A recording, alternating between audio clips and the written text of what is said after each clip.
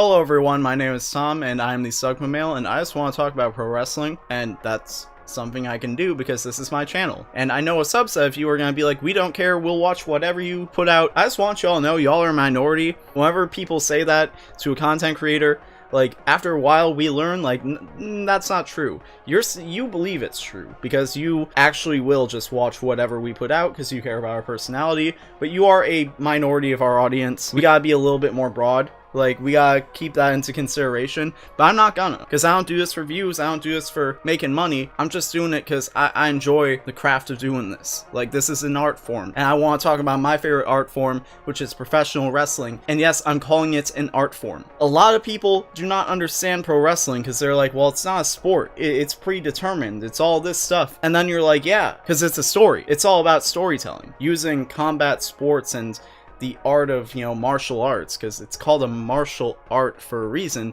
You're using those techniques as a language for storytelling, because that's a big thing I've been talking about. By the way, if you don't want to watch this video because you're like, I don't care about wrestling, you can go watch the video I did last week about AI not being able to replace human artists, because it was the same idea but being told through a different lens, and the fact that, like, I was talking more about traditional art. If that's more your thing, you can go do that, but we're going to talk about wrestling this week because I want to talk about wrestling. And the thing is WWE over the last 20 years has been a monopoly. I've grown up with wrestling being a monopoly. I've gone other places. I've looked to Ring of Honor, New Japan, Pro Wrestling Noah, Chikara, PWG, wherever you can name, I've watched. Since I was a young man, I've supported other wrestling companies because I love pro wrestling, and I knew that more wrestling was out there, and I wasn't always happy with what WWE was doing. So I went and watched other wrestling, even though it was not the cool thing to do. Watching WWE was already not the cool thing to do, but then even among wrestling fans, I was alienating myself by going and watching all this weird other obscure wrestling, because I just genuinely love wrestling, and that has been rewarding to me because, for example, this past weekend was WrestleMania, which is what I want to talk about. In the main event of night one, you know who won the World Tag Team Championships? One of those guys, Kevin Owens, was a guy who 10 years ago I was going to the Dearborn Community Center and seeing that guy wrestle in basketball shorts in front of me and a few hundred people, where he was yelling back and forth with people in the audience who were trying to heckle him, and he would, be witty and come back at them and then wrestle a match. And that guy was on WrestleMania. That guy got paid a ton of money to main event one of the nights of WrestleMania. He was wrestling in front of a few hundred people. Now he was wrestling in front of 70,000 people. And you can't fake that. That's a real thing. Like, that's an actual story of what happened. And I was a big fan of WrestleMania, which is it's rare, because usually I'm kind of, hit or miss with WWE. I thought the whole show was pretty great. I was pretty happy with what I saw. Charlotte and Rhea Ripley had an incredible match. I think they had probably the best match of either night. And I was also extremely happy to see my tribal chief be acknowledged, whether people want to or not, by beating Cody Rhodes. But a lot of people were not happy about that. I'm in the toxic minority there, where I was just like, man, yeah, y'all thought Cody was gonna win. Y'all thought that bum was gonna beat Roman Reigns, and I was being toxic about that. But the thing was, the response was actually something that you've never really seen in pro wrestling until it couldn't happen until now, where it's people were like, listen, if you guys are really not happy with the facts that Cody lost, if you guys are really not happy with the results, if you aren't happy with the product that WWE is putting out, there's other wrestling out there. There's other genuine competition to WWE that you can go support. You can hold them accountable by supporting other wrestling. That's an awesome thing to be able to say, because I grew up in a world post WCW, post ECW, post the point where there was any competition for WWE. They were really just doing whatever they wanted to do, whatever they felt would raise their stock prices, rather than focusing on the actual product, the actual quality of the wrestling. In fact, a lot of people try and say yeah, no, pro wrestling is just, it's a soap opera for men, which, I've gotten really into Joshi wrestling over the last year or so. Seeing how many female wrestlers are out there, how many female dominant promotions are out in Japan that just completely embrace the girly aspect, just being unapologetically feminine and using wrestling as an art form to express that. I'm like, man, y'all really underestimate the capability of wrestling as an art form for storytelling if you're gonna be yeah, it's just soap operas for men. You got women out here using wrestling as a way to like explore their femininity and express like themselves and their strength, and like not in a way that's like trying to conform to like patriarchal gender norms, but just be like unapologetically like who they are, because that's what wrestling is it is an art form. And that's also why I was like, man, I'm glad Roman Reigns won this weekend, because he is truly taken like the formula that WWE created, where it was like, nah, we're just gonna tell stories outside of the ring, and then I guess we have to have a wrestling match to pay it off. Where Roman Reigns will do the first part, and he'll be like, nah, we're taking this into the ring. Like, we are going to take all the drama that we build up in backstage segments, on the microphone, we're going to take all of that and we're going to translate it directly into the match, which is exactly what you should do, because pro wrestling is an art form. It is a form of storytelling. It is a medium for storytelling. And Roman Reigns understands that. And he's one of the few people in the WWE system who fully understands that and knows how to use that to his advantage, and even adapt that to the system that WWE has created. And that's why he's gonna go down as one of the GOATs. Unequivocally. The 3-year reign that he has gone on with the World Championship, which is unheard of in the 21st century. Like, he's probably not gonna touch Bruno Sammartino with his 10-year reign,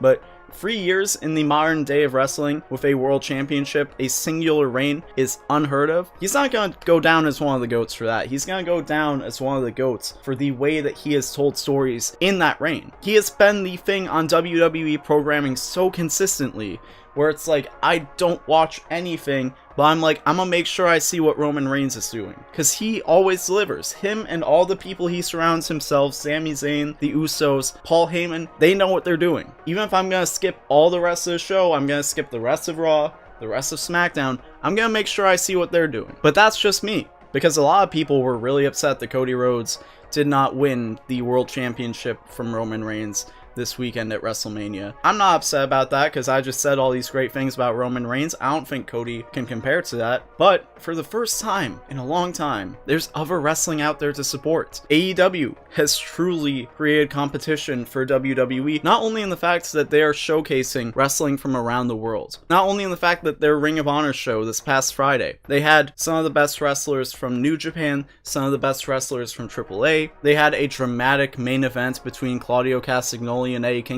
Kingston being another guy where back when I was a kid, my cousin used to lend me DVDs and I would see Eddie Kingston wrestling in front of a few hundred people, and up until a couple of years ago he was a relatively unknown guy, and now he's a household name, where I have friends who are not wrestling fans who know who Eddie Kingston is. There are even fans of wrestling who are like, I had no idea who Eddie Kingston was until he showed up on AEW, now he's one of my favorite wrestlers. And that's just a sign of how great professional wrestling is right now. And even like AEW this past Wednesday, where it's like there were so many people who were upset about WrestleMania over the weekend, and then AEW just came out and had a banger Wednesday Night Dynamite where they had Jay White from New Japan debuted, one of the biggest free agents, where everyone's like, oh, he's gonna go to WWE, he's gonna show up at WrestleMania. Nah, he showed up in AEW. One example of how great having competition is. If you are a free agent, if you are a talent who is trying to figure out where they want to go, there's actual bargaining power, because if you're WWE, for years it was like, everyone wants to come here.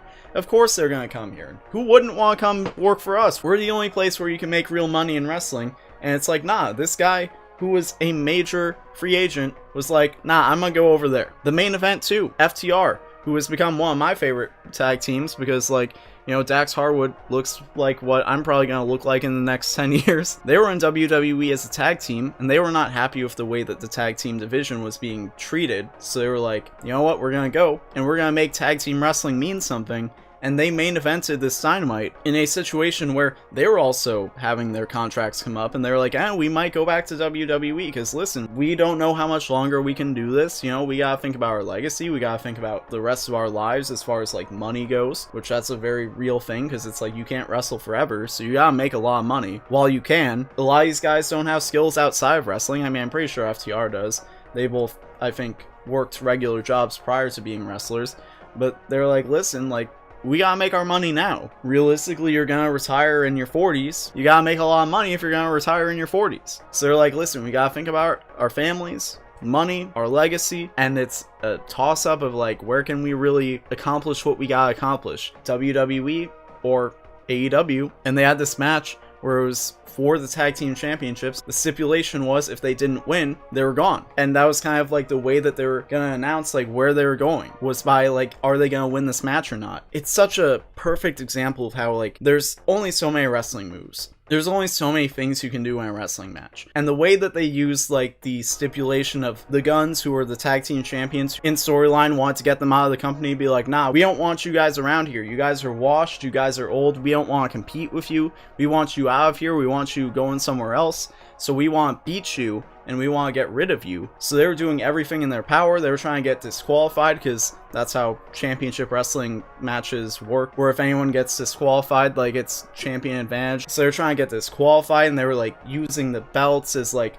foreign objects to like tease that, and like trying to use like the referee's discretion. And like FTR was about to win by disqualification. They were like, no, we don't want to win that way. And they were just teasing this, and it was just such a perfect example of like, you can always find new ways to tell a story. You can find new ways to use these tools in your toolbox to tell a new story. And it's something where like these guys, like, part of the thing I love about FTR is both of those guys just have such a love for wrestling as a way to tell a story. It just means like so much to me. It like guys like that, and guys like Roman Reigns, and like, we're just seeing a age in wrestling where it's like everyone has to be as good as possible. Everyone, like, you have to focus on the content first. It's not just a game of the stock market of trying to sell the company to Endeavor and Fox and like get these big money deals on television and, you know, appeal to Nielsen ratings. Like, it's not just that. Like, you have to make a good product. Like, you have to have great wrestling, and you have to have great stories to make people care. And it's just so great to see like this level of like contention between companies where it's like the top guys have to be telling these stories, have to be like finding new ways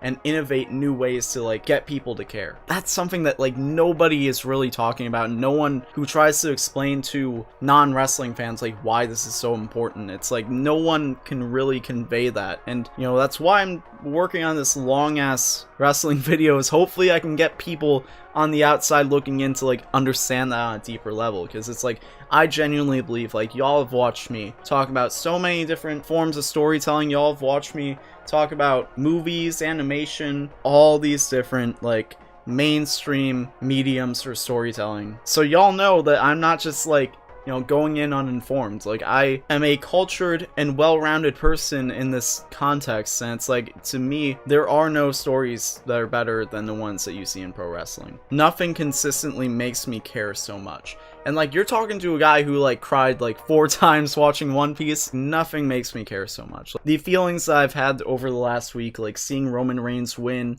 beat Cody, seeing FTR beat the Guns, like watching Eddie Kingston versus Claudio Castagnoli, like nothing compares to that. Nothing compares to the feelings, like the level of investment and escape, and also just being surrounded by other people who are like-minded and also get invested. Like, it's such a great time to be a wrestling fan.